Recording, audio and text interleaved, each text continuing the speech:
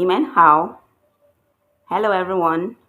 So today I want us to look at these three words. Yes, they are words and they are also um, grammar structures, as we shall soon learn. So the first one here is zai. The second one is zheng zai. The third one is dou. Zai is a word that means a lot of things depending on the context.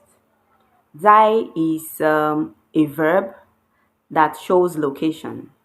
It means to be at, to be in, to be on. If I want to say I am at home, I'll say 我在家.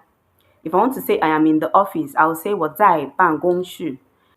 If I want to say the teacher is in the classroom, I'll say 老师在教室.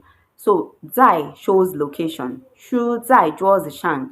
The book is on the table. That is 在 as a verb indicating location. Zai is also used as an adverb to indicate an action that is in progress, an action that is on course. The way the English use ing, when you have, say, it, for instance, when you have it and you add ing, it means that this is presently going on, like this is an action in progress, like it is an action on course. The way we use ing in English is how the Chinese use zai and zheng zai. Here I have this sentence here. 我吃饭. 我吃饭 means I am eating, and it is very correct. Now, if you want to say I am eating with zai or zheng zai, 我在吃饭. I have put zai here now, and this means I am eating too. Now, I still used zheng zai to say it. I said 我正在吃饭. These three sentences are correct. None is more correct than the other.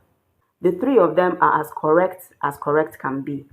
These are just grammar structures, but they are very important because when you speak a language and you use the grammar structures, the person you're speaking with knows you didn't pick this language up from the streets. You learned the language. So that is the importance of speaking with grammar structures. And now we will look at though. Though means all or both and used for emphasis. Emphasis in the sense that just like we saw in zai and zheng zai, when you remove though from the sentence, it almost doesn't change the meaning. So it's just used to emphasize on what you're talking about. Like in English, yes, let me give you these two sentences in English. The first one is, it's your fault. The second one is, it's all your fault. Is there a difference? Yes, there's a difference. The meaning did not change. It still means you are blaming somebody for something that happened. In the first one, you just said it's your fault. And in the second one, you emphasized, you made it stronger.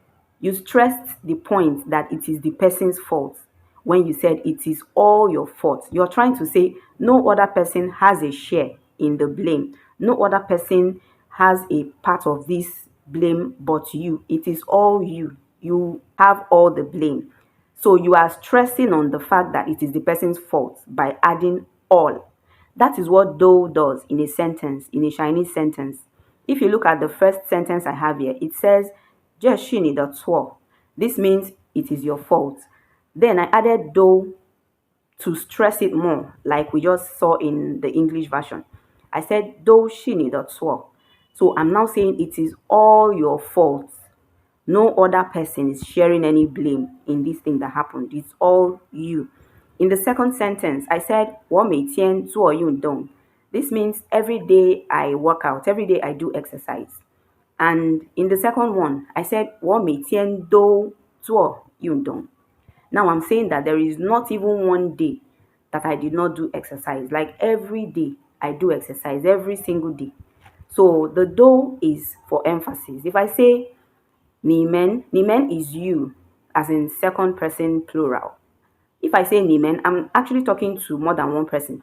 So if, for instance, I am a teacher and I walk into the classroom and see, say, 3, 4 students in the classroom and I want them to follow me, maybe I want to go show them something, and I say, 你们跟我来, what I have said is, you guys should follow me. You know, I'm talking to all of them. 你们跟我来, you guys should follow me. you all should follow me. But when I say Nimendo Genwalai, I am trying to tell them that it is all of them. The first one, Nimengan Walai, you can tell them you guys should follow me and you didn't stress it. Two or three people can follow you. But when you say Nimendo Walai, you have made it very clear that it is all of them you're talking about, that all of them should follow you. So I believe that explains though very well to you. I had to talk about these three words at the same time because they have something in common. And what they have in common is they are used for emphasis. When you remove them from that sentence, it doesn't change much. So that is it for today. Till our next class, it's 再见.